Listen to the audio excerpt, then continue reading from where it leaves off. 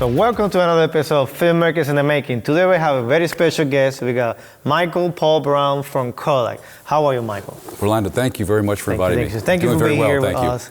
So I appreciate you inviting us out here to take part in your program. Thank you. So talk about us before Kodak. What you were doing before Kodak? Give you a little idea of my background. I've been with Kodak over 30 years. But I'm originally from Brooklyn, New York, and went to school in Brooklyn, went to college there, and then I transferred to out-of-state school. But when I came back, I always liked photography.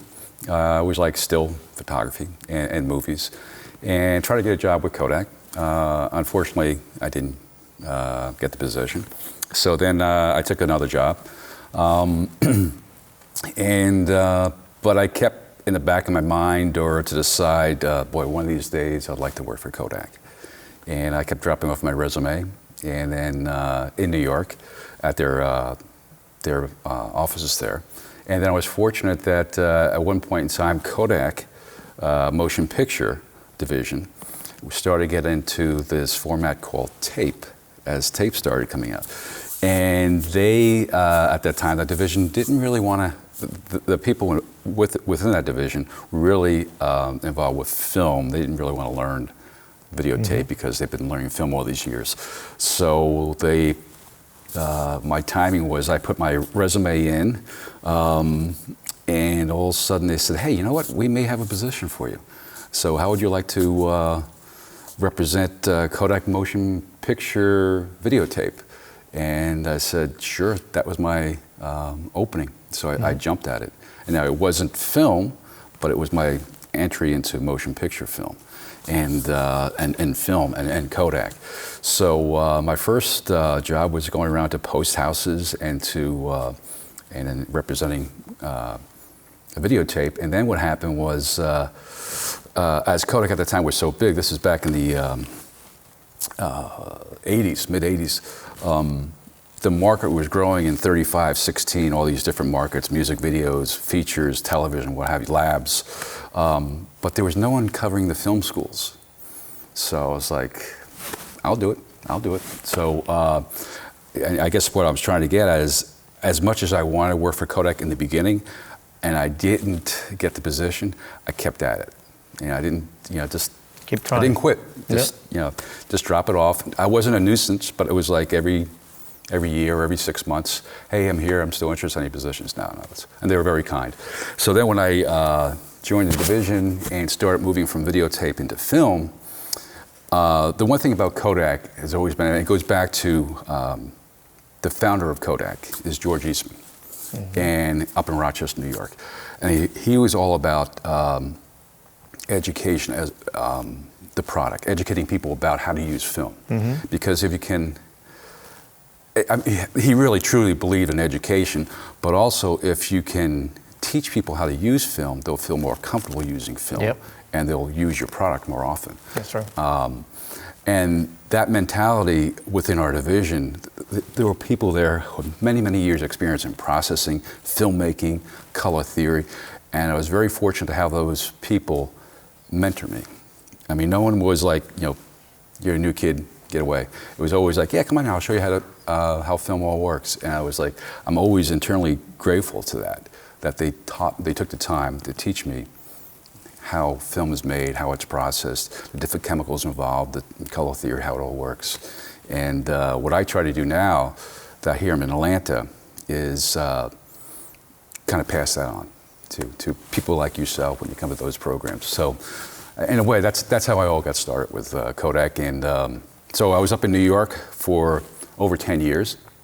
And then down in Florida, a territory opened up. So in Brooklyn, it was my wife and I. We had 2 sons at that time with a dog in a 1-bedroom apartment. And they said, well, how would you like to move to Florida? We're like, yeah, okay.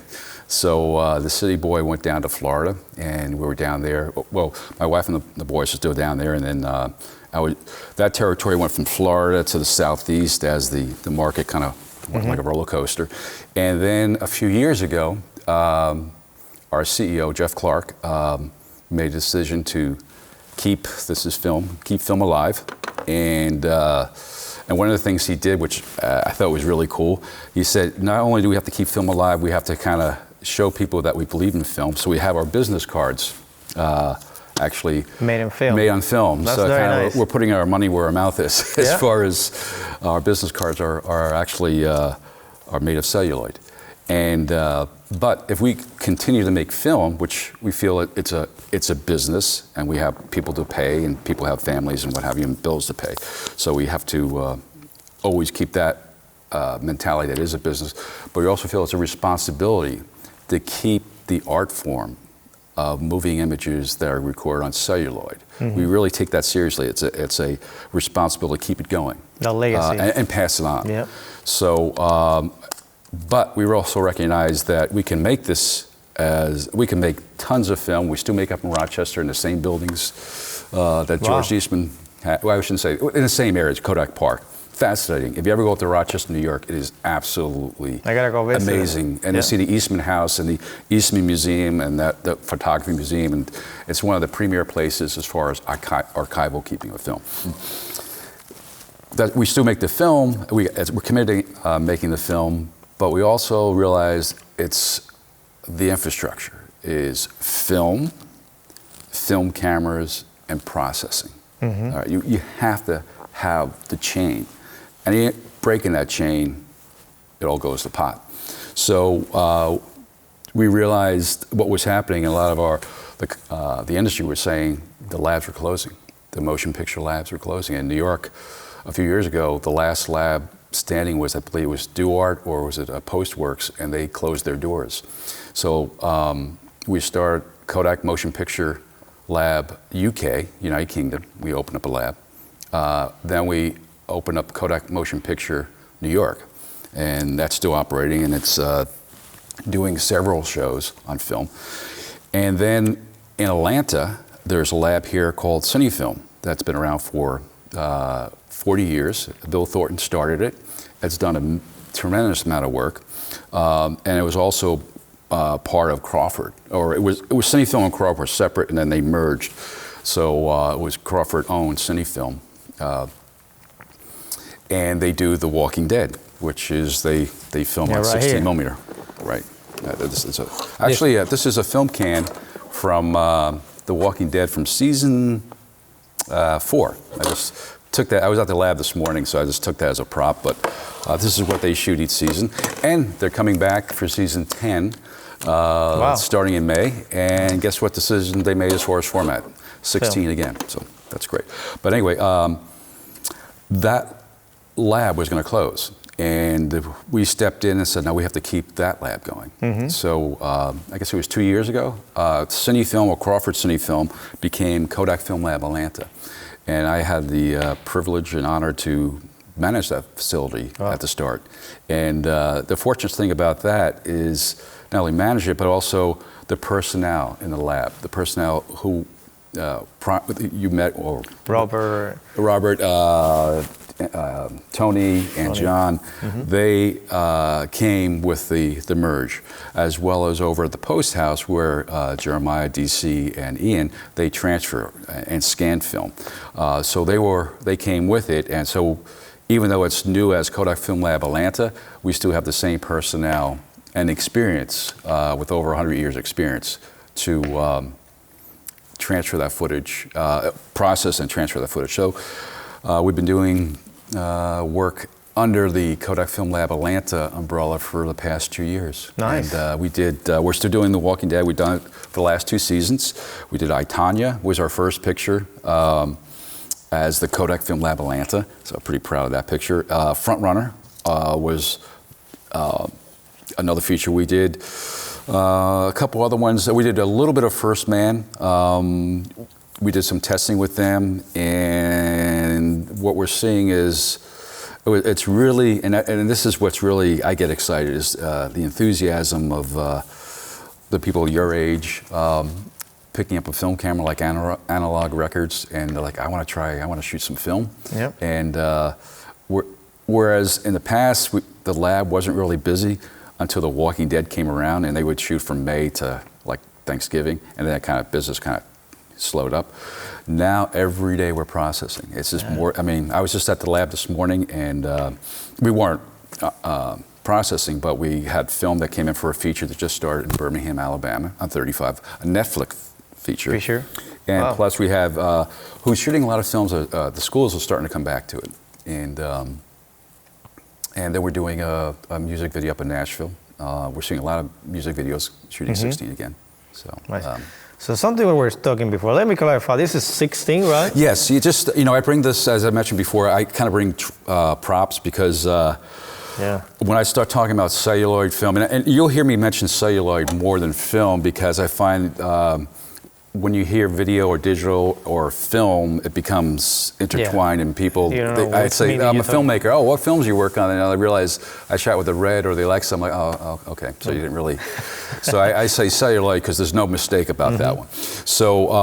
So this is 16. That right is here. a 16. This is a can, 16 millimeter, 400 foot length. So the running time of this at 24 frames per second is 11 minutes. Oh, okay. So you put that in, you have 11 minutes to film. And this right here is a 400-foot roll of 35 millimeter. 35. So, like for instance, Black Klansman, they shot 35. They would shoot a 400-foot load or a 1,000-foot load.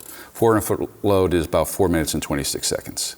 Right. So it comes in 16, 35, Super 8, which interesting format about that. Initially when it was developed, it was really designed for the consumer market because people couldn't afford 16 or 35, so Super 8. But they're very loyal filmmakers who shoot Super 8, and they shoot it for different genres of film, and it's just a different look. Yep. And we're seeing that's always been pretty steady.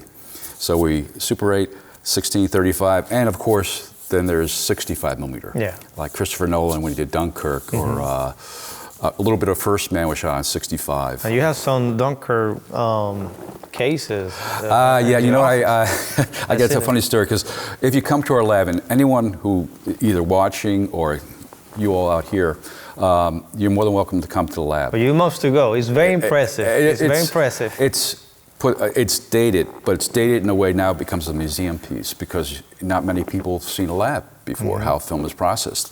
And it used to be, if you came to get your film processed like still film, you would drop it off at the counter and you would come back and you would get it. But you wouldn't see behind the doors. We're like, nah, come on back here. So it's like, if we can show you how film is processed, and then how film, after it's processed, is then scanned or transferred to a digital file, you become less apprehensive, less intimidated by the medium of celluloid.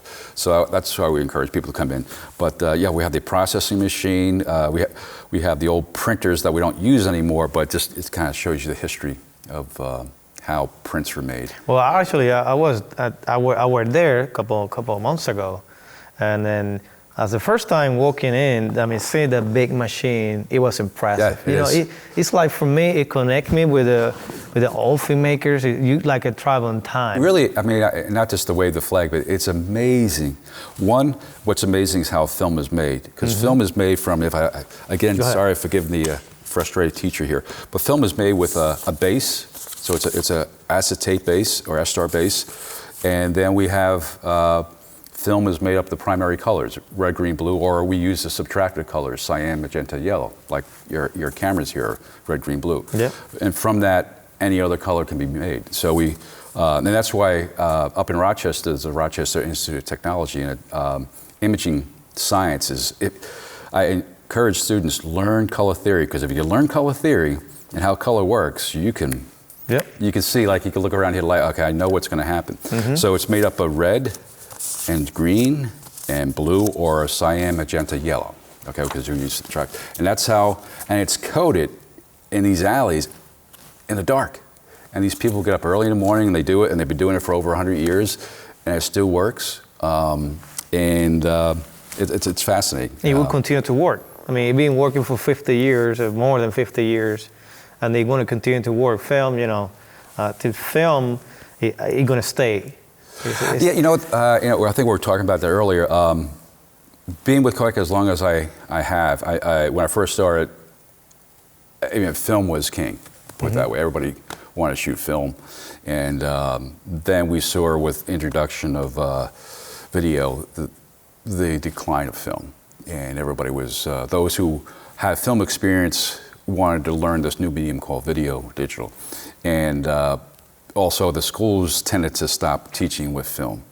But now what we're seeing is, like vinyl records, a resurrection of, I want to learn, and people your age, this medium called celluloid. How does this work? And what we find, and I mentioned the different color layers, but what's in the emulsion, what makes it unique is silver halide crystals. Thus the term silver screen. Okay, there's silver in film, and then it's removed. Silver is put on an emulsion similar to if you took salt and put it on a table and just sprinkle it, it's random. There's some software to try to emulate grain, but it's all algorithms, 1 zeros. So with real grain, it's randomness, and what used to be a distraction to filmmakers as far as grain, now we find it becomes a beauty mark. Yeah. And people are like, yeah, I like that. What's different? It's the grain. And when I go to the movies, I see it's projected. I always look into the sky and I see if it's just everything's clean, that's digital. But if I see like kind of the pulse, I call it the pulse. I'm like, yeah, that's celluloid. That's it. And it's just, and that separates one medium from the other. And what we find is this new generation are really looking at 16 more than 35. One is the economics, but the other thing is just, I like that look.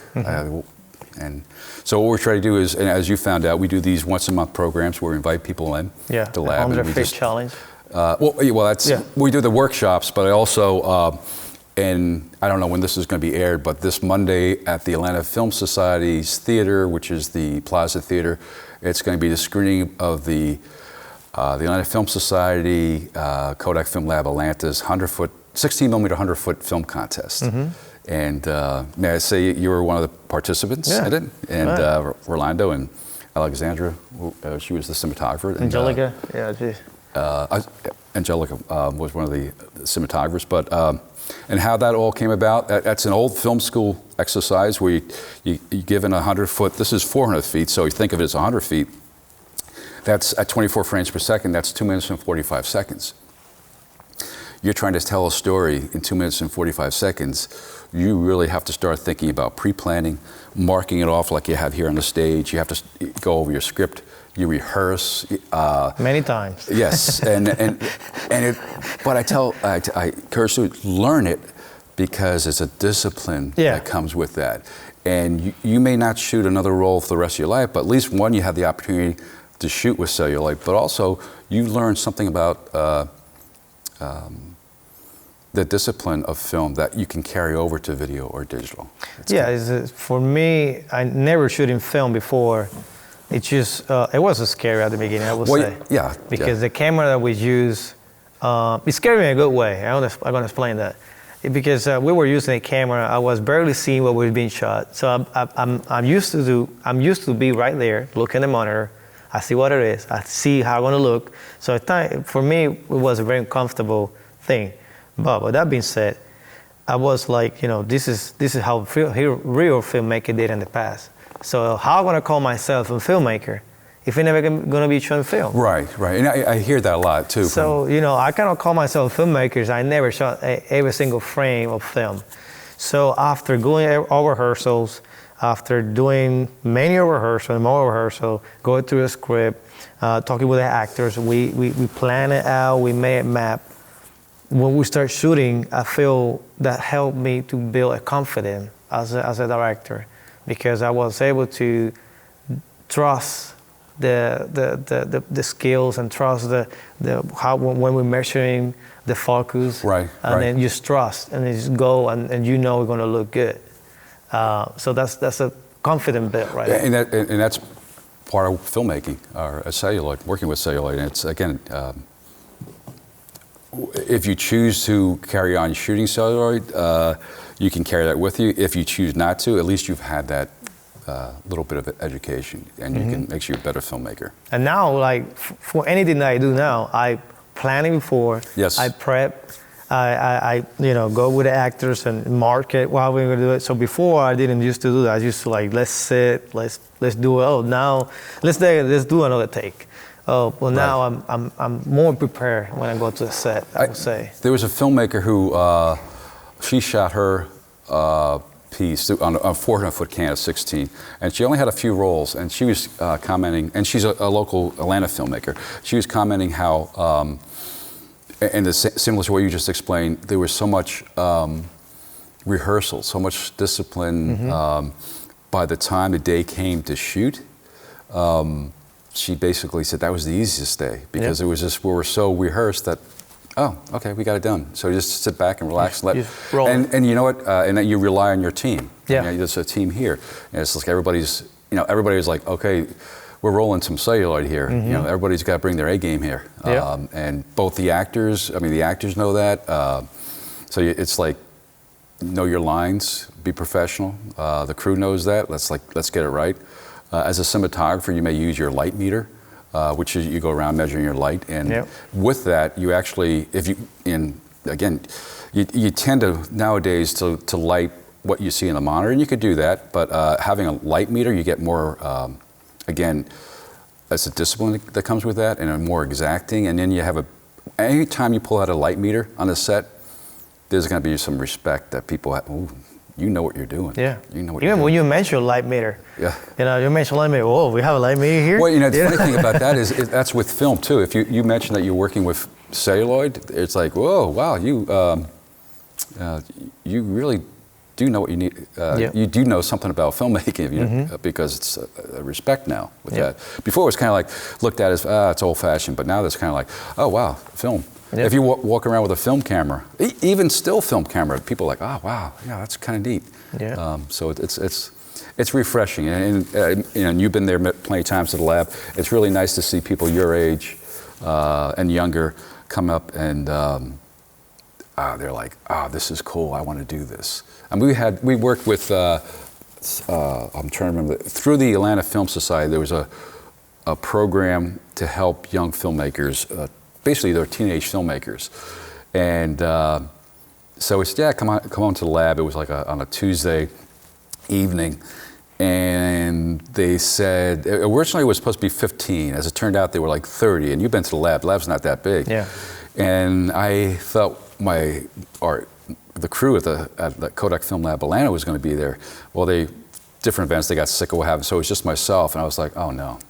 I have 30 teenagers coming. I was like, this is going to be, because what do they know about film? But they loved it. I mean, it was just, they thought that was one of the better ones. I was like, wow, that was really cool, because we showed them the process. We showed how it would scan. They're like, it's just appreciation. And that's cool. It's pretty cool. And I will say, we can spend all day, or probably a year, debating between digital and film. But let me tell you something. This is something I'm a witness. When you go to a Latin film lab, you have a family there. Yes. You walk into, it's like walking into my grandma's house pretty much. I feel the love, I feel appreciation. You know what happened to us the first time that we lost the footage. But when I was there and then Michael told me, you lost the footage, I almost started crying. But this his look was like, oh no. But the thing I want to say is I was very sad, and Michael almost hugged me and said, "No, it's okay, just keep doing." That's something you're never gonna find in digital camera because it's not a family. You go to your room by yourself, or you get on that. Well, it goes back to what we said. It's our responsibility is to teach those new to this medium of celluloid how it works, and the guys at the lab have years experience, and it's like, okay. I mean, listen, and going back to your questions about, tips, it's just like, listen, if you shoot film, you're gonna have mistakes. You are gonna, that's gonna happen, and you had that experience, but it's like, do you quit? No, you just put another roll in and shoot it. No, I like that. Then you got a second chance of making it. It's like, okay, now you got a better chance, because now you had a walkthrough. Now, for us, actually, the second time we shot it, it helped us. We knew what we had to do, so the second time we were more prepared, Right. and actually came out even better the first time. So, And that's like I just want to touch base because we're here in Atlanta, and a lot of because we are seeing a growth in celluloid and film, and but here in Atlanta, you're very fortunate. Again, I don't want to say that as far as waving the flag, but you have a laboratory that processes film. You have Arri Atlanta, you have Panavision, you have PC&E, you have Commander, you have Auto-Nemec, you have Keslo. They all carry film cameras.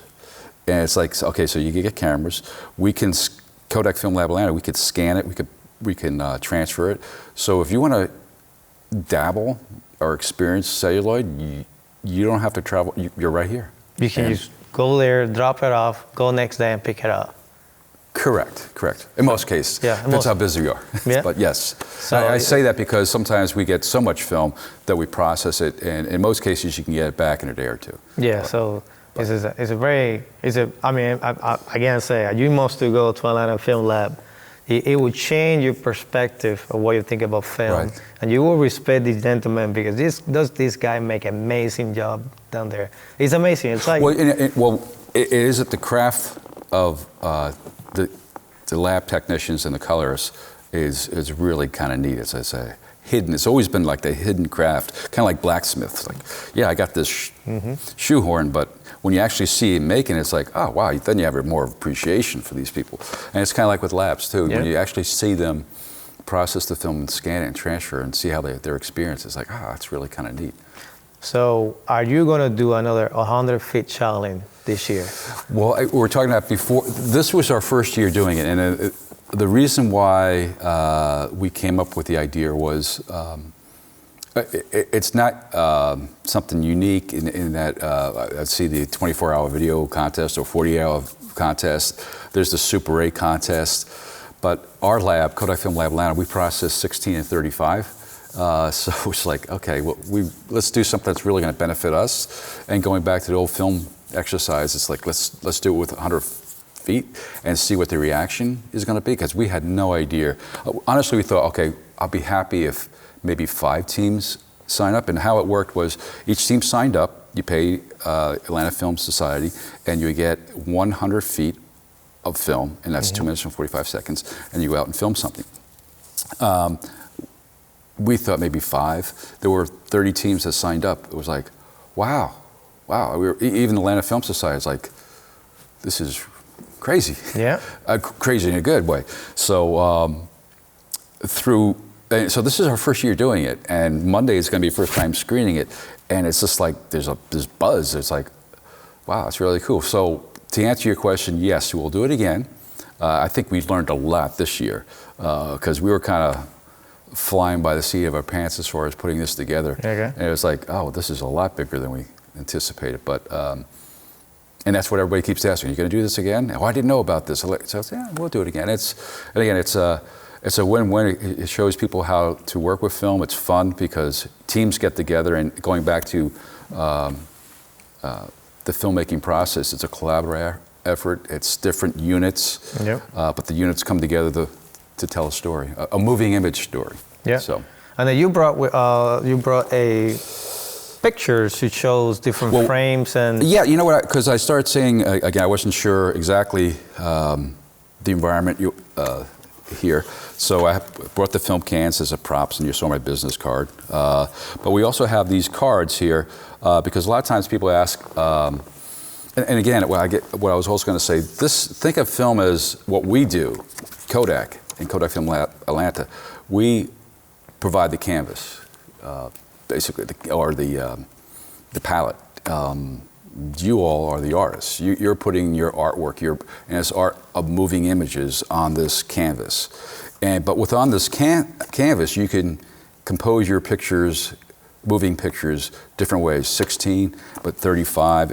And I bring this chart, I've got this from a gentleman from Arri Atlanta a few years ago, but it has, just hold it, let me see, hold it up this way. But it has the 16 millimeter format up here, then it has 35 millimeter format, and within 35, a single frame of 35 millimeter film, normally you have 4 perforations. If you see here, Yeah. you see 4 Can see perforations right there.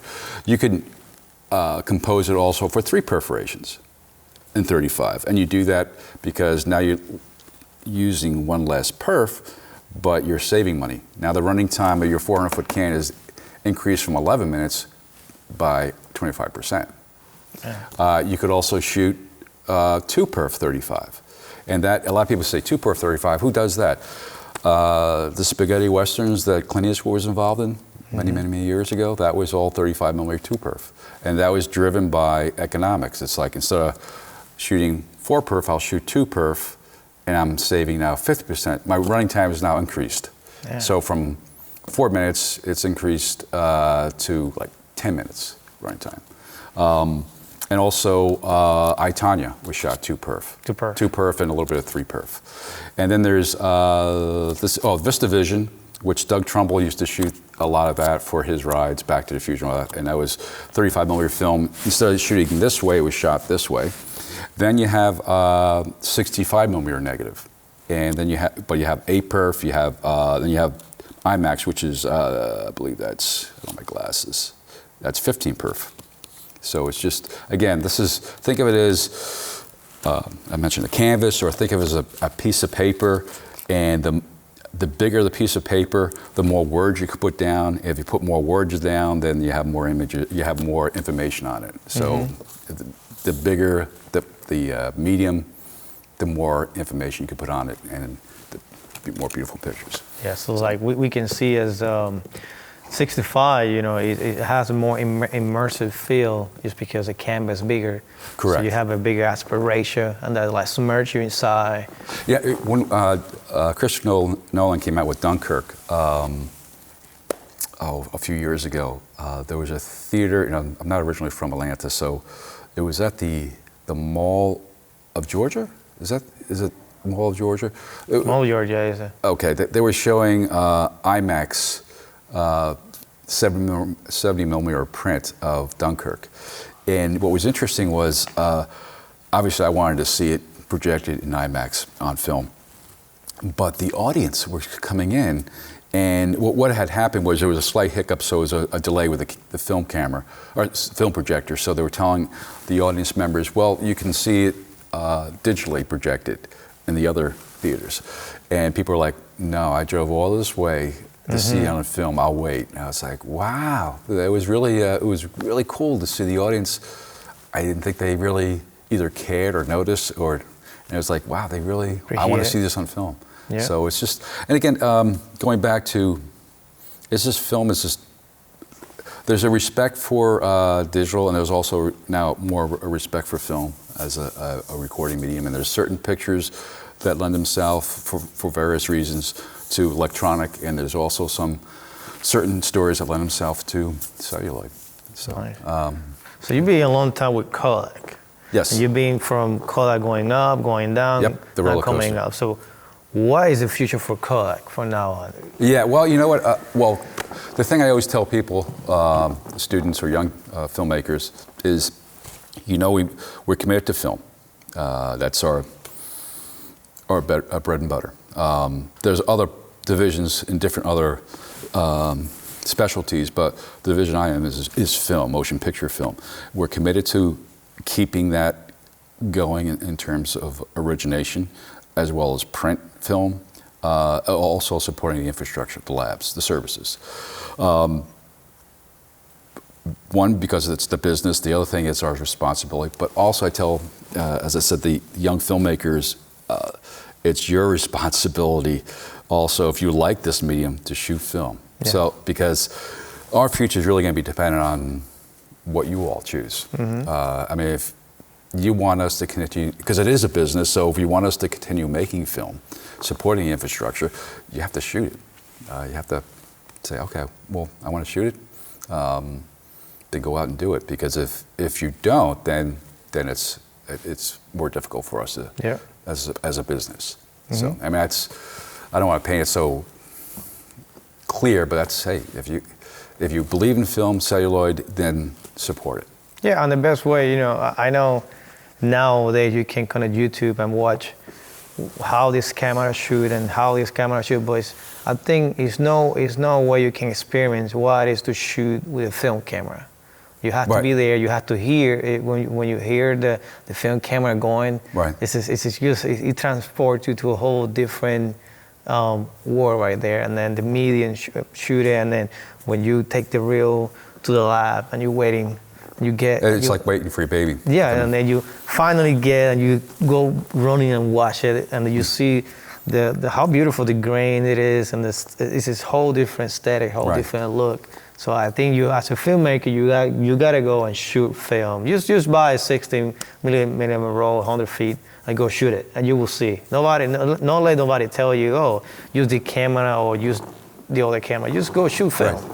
And check out our site, because we do these classes once a month, usually on a Saturday. And in fact, a week ago, we did a program, and it's called Coffee with Film, Coffee with Film Cameras. And the intent was just to, again, it was kind of like the 100-foot film contest. I'm not sure what's going to happen. Let's just put it out there and see what happens. And we'd start off with the Bolex camera, and we advertised it, and we had 5 people show up. This was back in last April. That was our first one. And then this past, a week ago, we did the first one for 2019, and we had 30 people show up. So it was like, and we see every time we do it, it's growing and growing. So we're like, again, not to, but there's something happening out there as far as film and celluloid, as far as I see it. I mean, we're not seeing, it's never going to go back the way it once was. I'm not going to fool you about that, or I'm not delusional to see it's going to go back that way. But I think that, again, it's the appreciation, and we're seeing people more interested in film. And we were talking about, well, before Emory University right here in Atlanta, they have this screening they have film study program, film theory, I'm sorry. And every Wednesday they have a screening of films. And this past Wednesday they had a screening of a Technicolor print.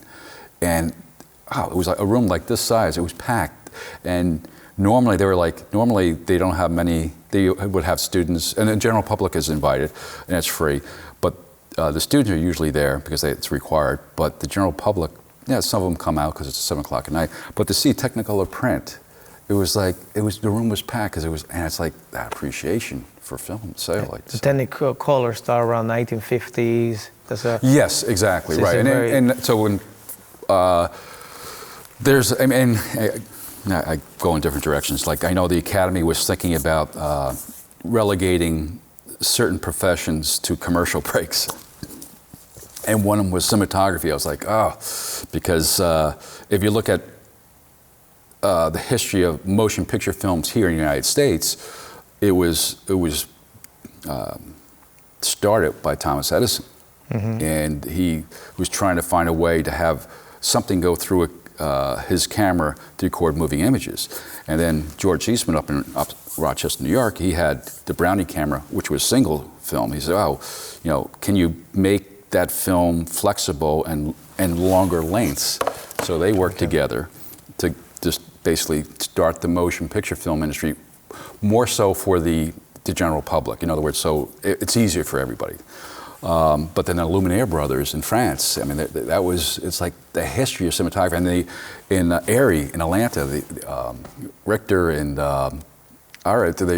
they start the film cameras. It was like, and all this history as far as cinematography, and then they say, the Academy was saying, we're going to relegate cinematography to the commercial break. I was like, because it's moving images. It's moving pictures. But anyway, if you come to our lab and you see all the equipment that's there, and it was funny because we used to actually keep it in the closets, a lot of the film cans and the Hazeltine, and now we're like, we have to bring this out and educate, show people, and they're like, oh wow, it's really cool. So. Yeah, and I think that's something. I think as a filmmakers, now that most of the school they don't teach film on film. Right, unfortunately, right, and what we're seeing at the lab, SCAD or Savannah College of Art and Design in Savannah, we've seen last year and this year students shoot more film.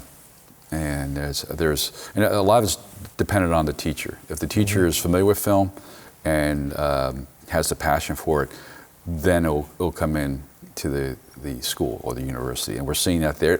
The students are like, they love it. They love shooting on film. And I think SCAD here in Atlanta is interested in it as well. But and now we're seeing is Georgia State University here in Atlanta, the students are requesting it. So if you want film to come into your university or college, as a student, you would have to ask for it if it's not offered. And we're finding that some teachers, if they have that background, they'll bring it out, because a lot of these schools have film cameras somewhere in the school, in the closets, and it's just a matter of getting them out. But it's, I guess the other thing I was going to say about film, we're talking about the discipline, it's something, because it's like, you only have a few minutes, so you have, sometimes less is more. You don't have a lot of time with these roles, but you learn how to make the most of your time. And it's just, I always find that we have these Kodak workshops go worldwide, and I know the instructor, and he's gone to different countries. He was in India, he was in Mexico, and you find the talent of filmmaking is really keen, really and passionate, because they don't have a lot, and they just appreciate it, and they just learn how to make the most of it. And I was like, oh wow, yeah, it's just that's, I mean, look at Mexico. They have all these great directors and cinematographers are coming from there. It's always been there, and now I think it's being recognized. But it's just they don't. I've been down to some of their schools, and they don't have a lot, but what they do have, they make the most of it. So if somebody wants to know more information about the workshop, where they need to go? We have a Kodak Film Lab Atlanta Facebook site. Yeah, I must confess, I'm dabbling in it, and I kind of started it, but I'm not an expert, social media expert. Or you go to Kodak Motion Picture Facebook site. That's the one generated from Rochester. We have a local one too, just to show you all what's going on. And it's more centered to what we're doing at the lab. But if you go to that site, and also on Instagram, hashtag Kodak Film Lab Atlanta, there's events that are going on, or you can see other people who are using film. And that's what the key thing to the program that we start on Saturday mornings, and the workshops and the social media. I think sometimes those who work in celluloid think they're alone. There's no one else who's using film. I must be crazy. But when we do these social media things, or these Friday or Saturday morning programs, you see people come out. They're like, and they see other people, and they connect, and they're like, oh, okay, I'm not the only passionate one. And that was one of the reasons why we started the program. Not just to on the Saturday morning, was just to bring the film community together. Yeah. And just because, and that's I'm most proud of, is that see them, those who attend, start meeting other people, and then they hook together on a project. Well, that's what happened to me. I met Camilo. Yes, there, exactly. and a bunch of other right, and that's what it's all about. Yeah, that's it's all about I'll tell you, again, from my experience with working with film schools, and I always tell these students, when you work on a student film, obviously you have a crew, and you get to know them, and you're comfortable with them.